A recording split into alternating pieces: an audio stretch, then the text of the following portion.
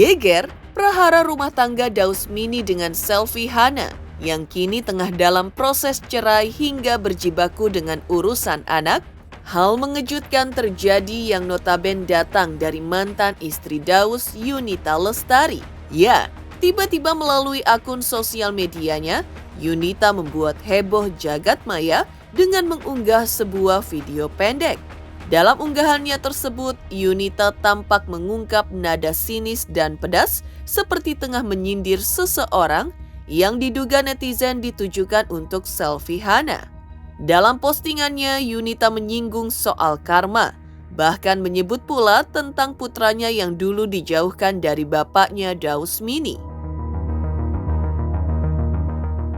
Lantas benarkah postingan Yunita tersebut ditujukan kepada selfie Hana? Benarkah itu pelampiasan rasa sakit hati Yunita kepada selfie? Benarkah Yunita menilai bahwa apa yang terjadi pada Babang Ical bukti bahwa Tuhan tidak tidur?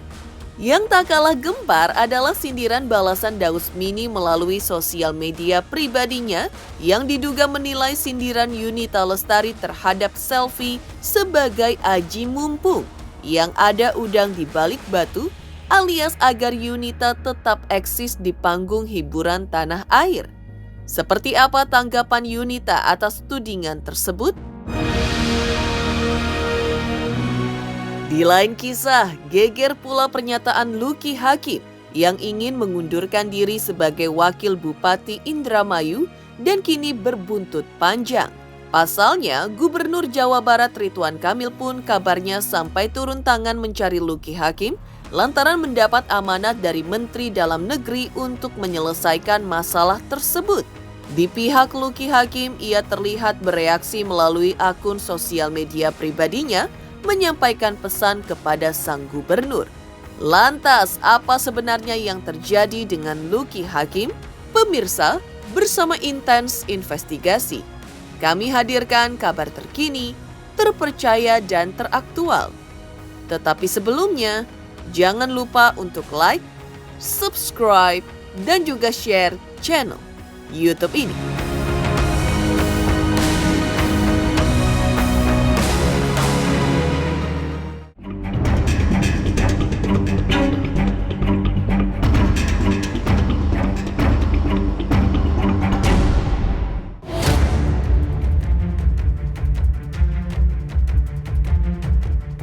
Prahara rumah tangga Daus Mini dengan selfie Hana yang kini tengah dalam proses cerai hingga berjibaku dengan urusan anak. Hal mengejutkan terjadi yang notaben datang dari mantan istri Daus, Yunita Lestari. Ya, tiba-tiba melalui akun sosial medianya, Yunita membuat heboh jagat maya dengan mengunggah sebuah video pendek. Dalam unggahannya tersebut, Yunita tampak mengungkap nada sinis dan pedas seperti tengah menyindir seseorang yang diduga netizen ditujukan untuk selfie Hana.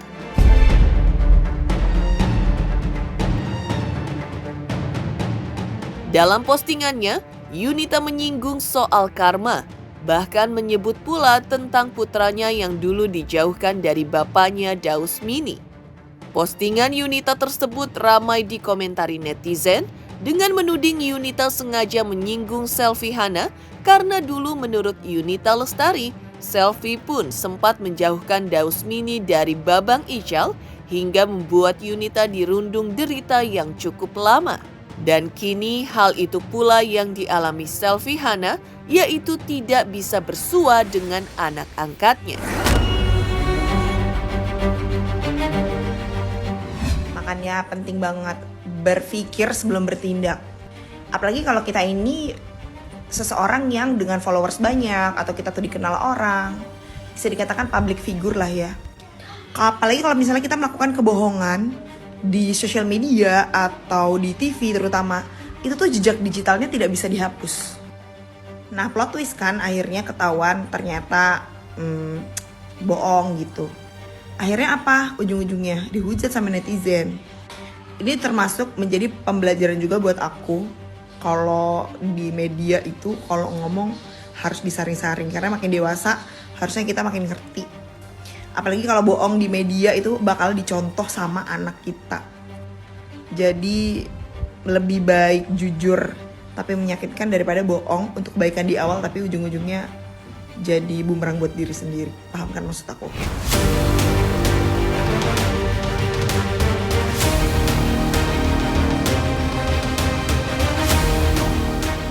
Saya ini kan orang luar gitu. Ya aku cukup tahu sih, kayak ya tahu aja gitu. Ya nyimak lah istilahnya gitu. Namanya ini kan perseteruan rumah tangga orang gitu ya. Kalau aku sih sebagai orang yang kenal ya nggak mau banyak ikut berkomentar gitu. Kecuali kalau yang ada hubungannya sama Bang Ical kayak gitu. Statement pengacaranya Selfie bilang kalau Selfie adalah korban keegoisan Dausmini. Tunggu, terbalik sayang. Bukan Selfie korban keegoisan Dausmini sayang. Tapi Dausmini lah korban keegoisannya Selfie.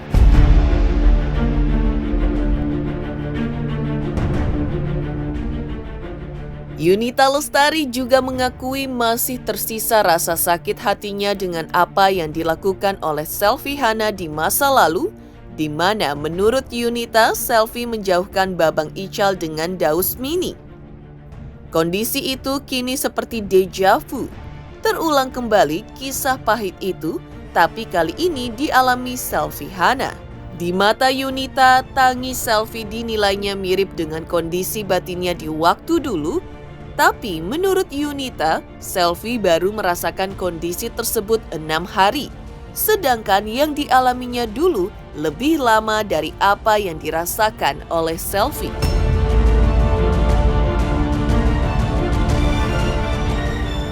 Aku kemarin kan sempat nonton tuh dia di berita rame tuh pas lagi live-nya Papi Daus lagi preskon di kantor pengacaranya. Terus tiba-tiba masuk lah nih, set gitu istrinya, terus nangis-nangis gitu kayak nangis-nangis lah kejar gitu. Ya di situ aku jadi merasa kayak deja vu gitu. Dulu anakku dipisahin kan sama bapaknya gitu. Sampai berbulan-bulan loh itu. Ini baru pisah 6 hari, nangisnya udah sekejar itu. Lah dulu apa kabar anak aku rasanya gitu. Iya, kalau aku tuh emang kan sekarang ini kan konten kreator kan. Jadi ya muncul aja ide itu gitu ya. Jadi ya udahlah ya aku kontenin. Selain itu, dalam postingan di sosial media pribadinya, Yunita Lestari pun mengatakan bahwa apa yang telah terjadi pada Babang Ical bukti bahwa Tuhan tidak tidur. Ya, melihat postingan Yunita Lestari yang membahas soal masa lalu dan karma, membuat netizen jadi teringat lagi betapa sengitnya perseteruan di antara pihak Yunita Lestari dan Selfie beberapa tahun yang lalu. Meski sempat heboh dan memancing emosi, Yunita saat itu mau memaafkan Selfie. Meski selama ini hubungannya sudah berjalan baik, benarkah ganjalan di hati Yunita belum sepenuhnya menghilang? Hingga Yunita mengungkit soal karma di saat Selfie kini minta cerai dari Dausmini. Sebenarnya udah lama kejadiannya, udah dari 2021. Emang dulu itu kan Daus pernah tuh lost contact sama anaknya sampai berbulan-bulan. Kalau nggak salah 6 bulan nggak dinafkahin tuh anaknya. Terus ada tuh yang netizen yang nanya gitu ke aku, gimana hubungannya sama Papi Daus gitu. Terus aku bales di blog bilang gitu. Nah di situ istrinya nggak terima. Terus katanya kalau mau dinafkahin ya tes DNA dulu lah. Ada perkataan seperti itu yang terlontar dari mulut istrinya. Awalnya aku pikir itu adalah dari Dausmini gitu loh maksudnya. Dulu aku kan sempat kesel juga gitu. Tapi ternyata setelah ditelusuri itu bukan bapaknya. Malah justru bapaknya sakit hati anaknya disuruh tes DNA kayak gitu. Makanya kemarin aku nonton katanya ada statement yang bilang kalau Dausmini itu berubah semenjak Selfie suruh Ical tes DNA gitu kan. Ya wajar aja. Gimana kalau anaknya disuruh tes DNA, apalagi dia cuman istri, maksudnya ibu sambung gitu loh, bukan siapa-siapa. Geger Yunita Lestari skakmat Selfie Hana, istri Dausmini, atas apa yang terjadi saat ini dengan sebutan karma. Seperti apa pula tanggapan Dausmini yang memberikan sindiran kepada Yunita Lestari atas masalahnya dengan Selfie? Pemirsa Intens Investigasi. Jangan lupa untuk like, subscribe, dan juga share channel YouTube ini.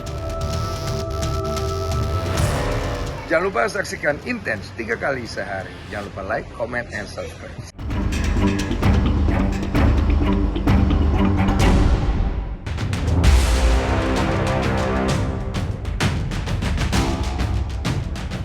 Gempar aksi mantan istri Dausmini Yunita Lestari yang skakmat istri Dausmini Selvi Hana atas apa yang terjadi saat ini dengan sebutan karma.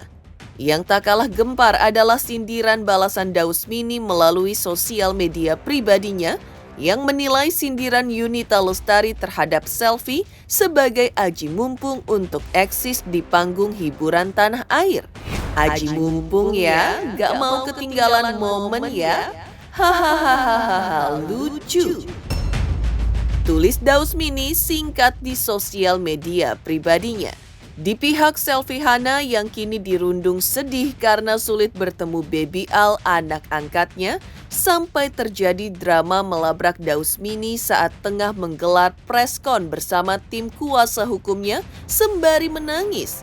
Sangat mengejutkan langkah yang dibuat Selvi lantaran tidak menyerah bahkan berniat melaporkan kasus ini ke pihak Komisi Perlindungan Anak Indonesia atau KPAI agar haknya sebagai ibu bersua dengan anaknya Baby Al bisa terpenuhi. Mateus, mana anak saya? Saya kesini cuma mau ngambil anak saya. Nggak bisa, anak itu kan sudah dijelaskan. Biar aja nanti persidangan. Enggak. Anak itu bukan anak Saya nggak peduli, saya ibunya. Bukan, dia punya ibu kandung kok. Saya tahu. Anak tahu, itu saya punya ngurusin- ibu kandung. ngurusin anaknya Anak dari itu bayi, Pak. ibu kandung. Saya juga ibunya. Tidak ada putusan pengadilan. Tidak ada putusan pengadilan. Iya kan? Nggak bisa seperti itu. Biar aja dulu kan sudah digugat nih. Iya kan? Kan sudah digugat. Maksud saya biar kita bicarakan dulu. Al aja mau ketemu Al. Nanti aja putusan pengadilan. Nanti aja putusan pengadilan, ya. Putusan pengadilan. Nanti aja putusan pengadilan baru sabar aja. Kan sudah bergulir ke pengadilan, harusnya sama kayak persoalan kemarin. Harusnya nggak usah datang. Nanti putusan pengadilan biar semuanya kan kita juga sudah terima panggilannya. Tapi kan untuk mengandung anak mungkin nggak ada surat hak asuhnya sendiri, Pak. Belum tahu, makanya nanti aku serahin aja lah ke pengadilan. Kapan menurut ini berarti udah bantuan sama lembaga kayak KPAI sendiri mungkin untuk dipertemukan. Kayaknya sepertinya itu deh. Bang Acong mau melanjutkan ke KPI ya? KPAI. Iya, KPI itu pokoknya. Nanti dijelasin aja ya di pengadilan karena kan pengadilan yang tahu nih. Nah, aku nggak mau salah ngomong, nggak mau ngomong apa-apa di sini. Ya udah Bang, terus kenapa ngomongin aku, Bang? Ketemu sama Al. Udah cukup ya.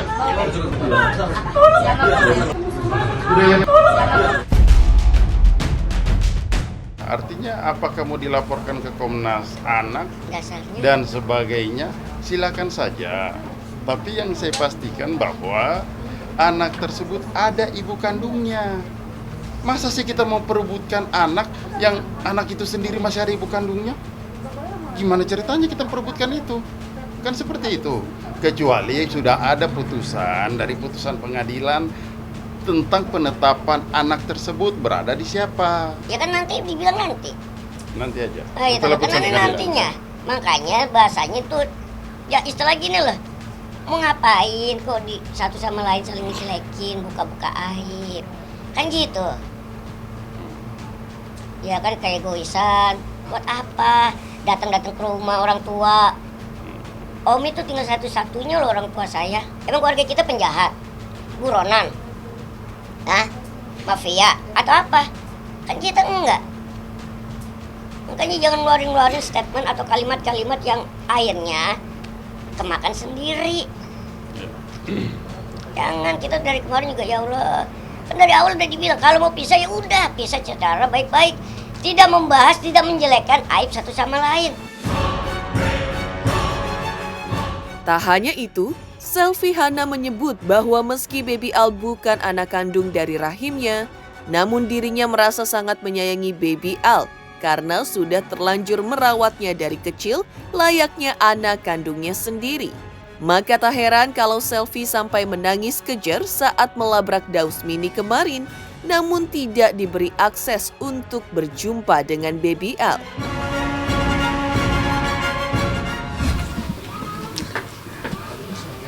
Gak bisa ngomong.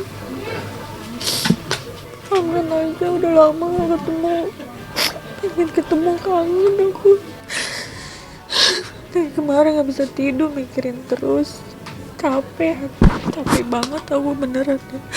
Kalau kayak gini gak kuat, pengen mati rasanya.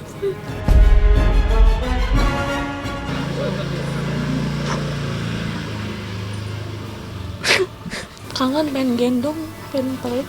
Doa yang terbaik aja lah. Aku pasrah aja sama Allah. Mau kayak gimana juga, bismillah.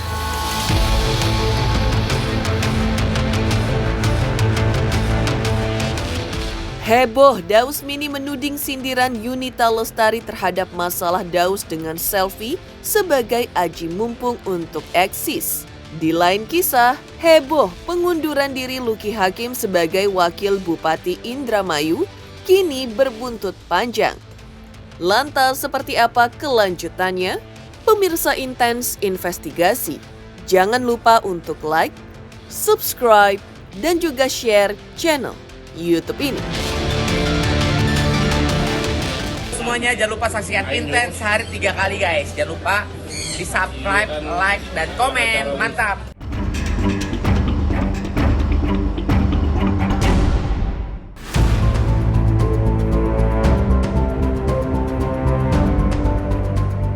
Heboh, Daus Mini memberikan tanggapan ketika Yunita Lestari sindir masalahnya dengan selfie Hana. Geger pula pernyataan Lucky Hakim yang ingin mengundurkan diri sebagai wakil Bupati Indramayu dan kini berbuntut panjang. Pasalnya, Gubernur Jawa Barat Ridwan Kamil pun kabarnya sampai turun tangan mencari Lucky Hakim lantaran mendapat amanat dari Menteri Dalam Negeri untuk menyelesaikan masalah tersebut, namun Ridwan gagal bertemu Lucky Hakim. Di pihak Lucky Hakim, ia terlihat bereaksi melalui akun sosial media pribadinya, menyampaikan pesan kepada sang gubernur. Cara itu ditempuh Lucky lantaran ia tidak punya nomor kontak orang nomor 1 di Jawa Barat ini. Bahkan, Lucky juga kabarnya tidak memiliki ajudan untuk bisa memfasilitasi pertemuan antara dirinya dengan Ridwan Kamil. Ada hal lain yang terungkap, termasuk larangan dari keluarga agar Lucky tidak lagi menempati rumah dinas. Lantas, apakah Lucky Hakim dibayang-bayangi ancaman yang berdampak pada keselamatan dirinya? Dan benarkah kabar bahwa selama menjabat, harta Lucky Hakim justru terkuras dan kian berkurang?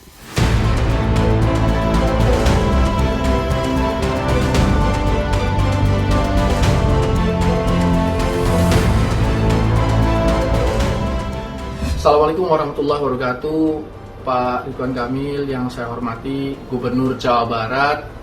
Saya mohon maaf kalau menghubungi Bapak melalui Instagram, karena saya nggak tahu menghubungi Bapak lewat mana, karena saya nggak punya nomor telepon ajudan Bapak, dan saya juga nggak punya ajudan atau protokoler ataupun aspri untuk bisa menghubungi ajudan Bapak. Senang banget, alhamdulillah akhirnya Bapak Ridwan Kamil berkenan gitu untuk merespon tentang pengunduran diri saya ini. Terakhir kita ketemu waktu di Bandung Barat, Pak, karena saya tidak punya pengawalan polisi, patwal, tapi yang penting saya meluncur ke Bandung secepat-cepatnya. Saya mau baca di berita online juga Pak Gubernur sedang mengirim tim ke Indramayu. Saya khawatir kalau misalnya di kantor, sampai di kantor mungkin nggak ada orang, Pak, karena kantor saya juga kan tutup, Pak. Tidak ada aspri, tidak ada tukang ketik, tidak ada yang jaga, nggak ada ajudan protokoler. Jadi saya khawatirnya suratnya mungkin ke sana, sayanya nggak tahu. Dan kalau Bapak ke rumah dinas saya di Indramayu, ada orang di sana, Pak. Tapi keluarga saya semenjak saya mengundurkan diri tidak berkenan saya ada di rumah dinas karena khawatir, namanya keluarga, Pak, khawatir sama mungkin keselamatan saya barangkali ada oknum-oknum yang tidak bertanggung jawab. Karena rumah dinas wakil bupati Indramayu juga tidak ada satpol PP-nya, Pak. Kalau mau cari harta, mau cari kekayaan, cari kenyamanan, ya pura-pura bego aja. terus menjabat. Bisa dilihat dari harta laporan kekayaan pejabat negara, LHKPN. Saya karena pejabat maka harta saya harus dilaporkan. Itu terlihat kok. Jadi dari sebelum saya jadi wakil bupati harta saya sekian miliar, 12 miliar something lah. Setelah menjabat malah berkurang. Seperti yang sudah mungkin beredar di media dan lain-lain, surat pengunduran diri saya itu alasannya karena memang tidak mampu mengemban amanah. Saya secara pribadi pernah berjanji lewat mulut saya menyatakan visi misi. Kalau visi misinya itu visi misi pasangan calon. Jadi waktu 2020 itu kan saya berpasangan dengan bupati ya, calon bupati Nina Luki, pasangan calon Nina Luki. Itu punya program 99 program, banyak banget programnya. Nah, pada saat itu terlalu optimis nih programnya, sehingga ketika kita kampanye kan kita berjanji akan ini, akan itu, akan ini berdasarkan visi misi pasangan calon waktu itu. Nah setelah terpilih dilantik ternyata itu tidak tercapai, jauh panggang dari api, jauh sekali dari yang pernah dijanjikan. Walaupun perjanjian itu adalah visi misi adalah bupati dan wakil bupati pada saat itu, bukan pribadi, tapi secara pribadi mulut saya kan pernah mengatakan kepada manusia yang mendengarkan.